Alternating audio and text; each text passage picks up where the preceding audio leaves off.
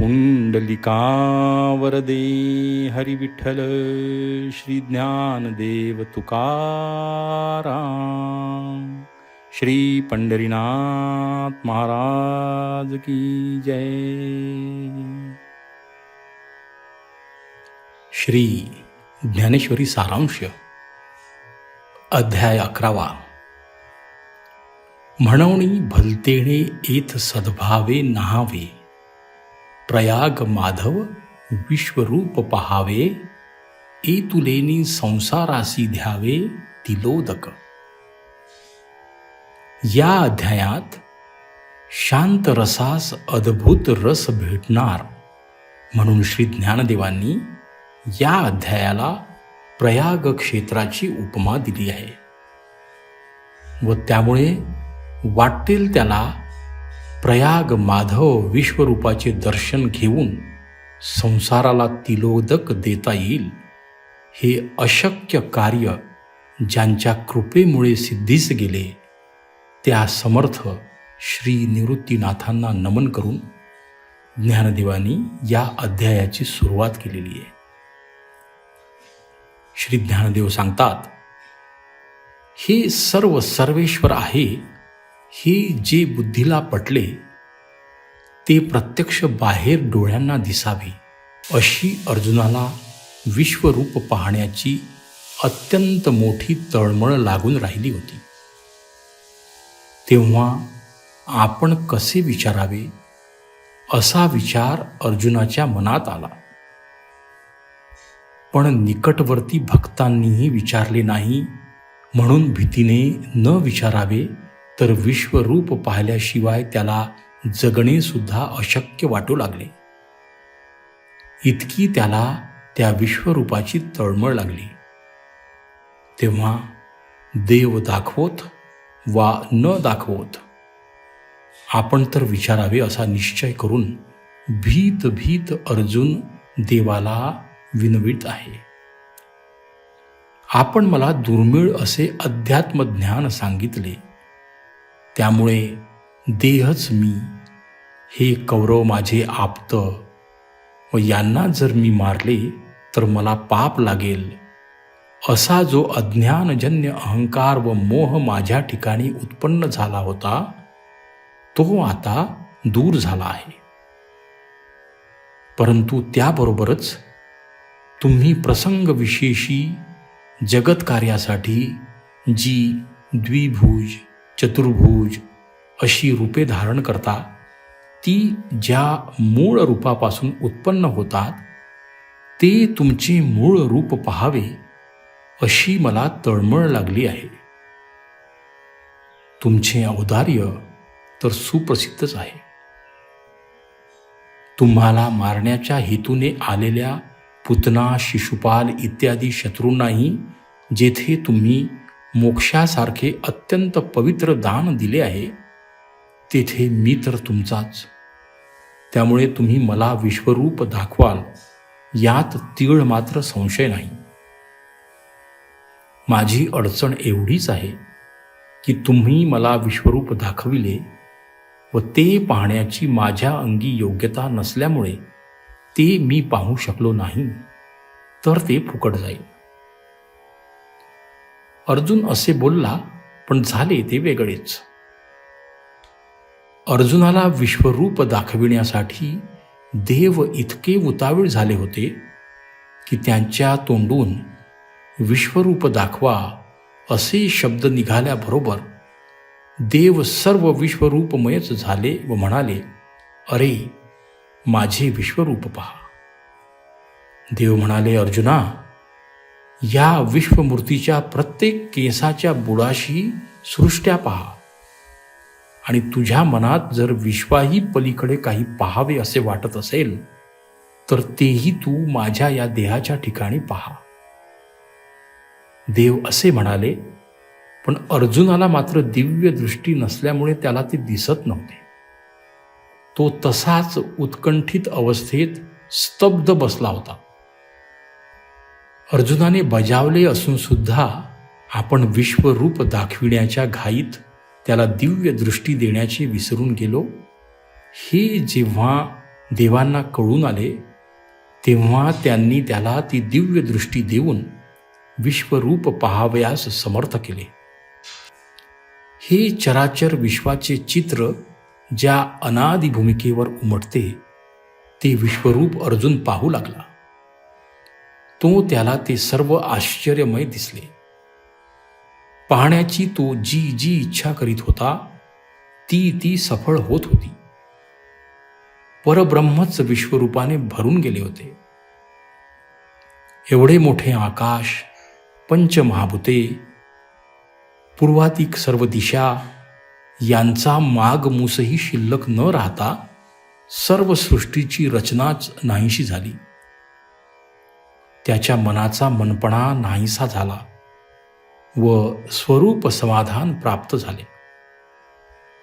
पण विश्वरूपातील सौंदर्ययुक्त व आनंददायक रूपाबरोबर महामृत्यूसारखी भयंकर अक्राळ विक्राळ रूपे जेव्हा त्याने पाहिली तेव्हा भयभीत होऊन त्याने डोळे मिटून घेतले. परंतु दिव्य दृष्टीचा प्रभाव असा होता की डोळे मिटले असताही अर्जुनाला ते विश्वरूप दिसत होते. व्यास मुनींच्या कृपेमुळे संजयालाही ते दिसत होते, म्हणून तोही आनंदित झाला होता. विश्वरूपाच्या तेजापुढे हजारो सूर्यांचे तेज फिके पडत होते. व्यापकपणाच्या दृष्टीने हे सर्व जग महासागरातील बुडबुड्याप्रमाणे भासत होते. अर्जुन विश्वरूप पाहता पाहता दृष्टा व दृश्य हे द्वैत नाहीसे होऊन त्यात नाहीसा झाला. अष्टसात्विक भावांनी संपन्न होऊन ब्रह्मानंदावर तो अधिष्ठित झाला.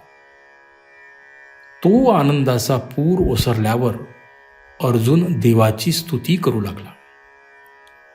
मी यक्किश्चित मानव असूनही आपण मला हे विश्वरूप दाखविले, हा खरोखरी आपला मोठा थोरपणा आहे. या विश्वरूपात मला स्वर्ग, कैलास, चतुर्दश भुवने हे सर्व दिसत असून तुझे तूच हे सर्व झाला आहेस. आतापर्यंत माझ्या दृष्टीवर अज्ञानाचे पडळ असल्यामुळे तुला आम्ही चतुर्भुज रूपा एवढेच मर्यादित समजत होतो. परंतु आज तुझे आदी मध्यांतरहित आकाराचे पैलतीर असे खरे स्वरूप मला पाहावयास मिळाले. तुझ्या रूपातील तेजाच्या राशीमुळे सर्व विश्व संतप्त होऊन या महामृत्यूरूपी समुद्रात गटांगळ्या खात असताना मला दिसते. प्रलय काळचा रुद्रही मला भीतो, पण तुझ्या विश्वरूपाची कोपदृष्टी पाहिल्यावर मी भयभीत झालो आहे. हे कौरववीर व त्यांचे सैन्य, पूज्य भीष्माचार्य, द्रोणाचार्य, कर्ण हे सर्व यात नाहीसे होत आहेत असे मी पाहत आहे. मी मारणारा व हे कौरव मरणारे अशा अहंकाराने अर्जुन ग्रासला होता. तो अहंकार दूर करावा व सर्वांचा नाश करणारी भगवंताची शक्ती ही निराळी आहे असे त्याला पटवून द्यावे, म्हणून श्रीकृष्णाने विश्व दर्शनाचे निमित्त केले होते. परंतु देवाच्या मनातील हा हेतू न समजल्यामुळे अर्जुन शोक करीत होता. हे त्याला पटवून द्यावे म्हणून श्रीकृष्णाने विश्वरूप दर्शनाचे निमित्त केले होते. परंतु देवाच्या मनातील हा हेतू न समजल्यामुळे अर्जुन शोक करीत होता. त्याचा शोक दूर करण्याकरिता भगवान त्याला सांगतात, सर्व संहार करणारा काय तो एक मीच आहे.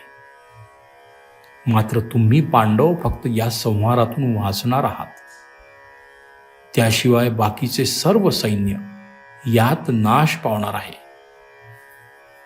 मी म्हणविणाऱ्या या सर्व योद्ध्यांना मी मागेच मारून मातीच्या चित्रांप्रमाणे निर्जीव केले आहे. आता अर्जुनाने शत्रूंना मारले, एवढेच फक्त जगात प्रसिद्ध व्हावयाचे शिल्लक राहिले आहे, ते काम तू कर.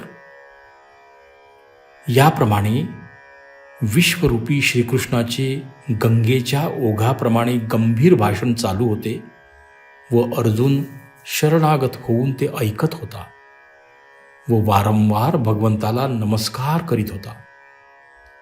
त्याला वाटत होते की सध्याचा स्थितिकाळ असताना भगवान प्रलय काळचे हे संहारक रूप का दाखवित आहेत. त्याचे समाधान भगवंतांनी केले की हे संहारक रूप फक्त या दोन्ही सैन्यांपुरतेच आहे. बाकीचे सर्व लोक आपापल्या योग्य समयी मरण पावतील.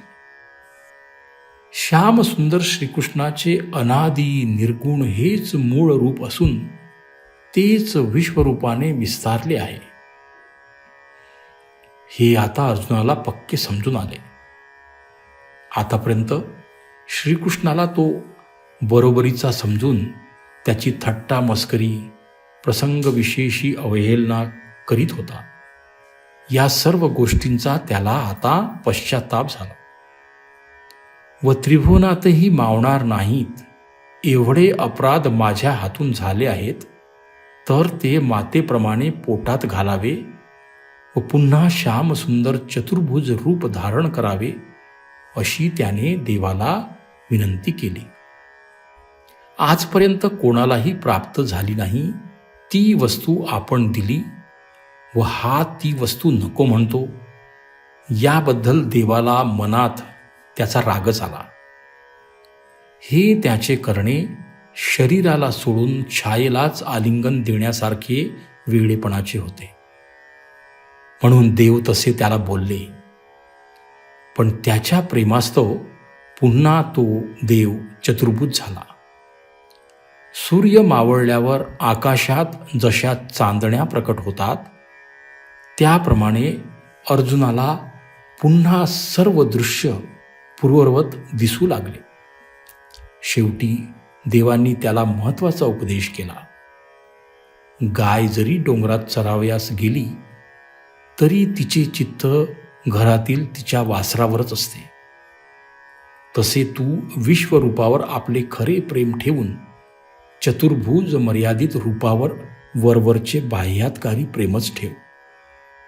या विश्वरूपाच्या ठिकाणी कोणत्याही साधनांचा, वेद पठन, तप, दान, यज्ञ या सर्वांचा लाग लागत नाही.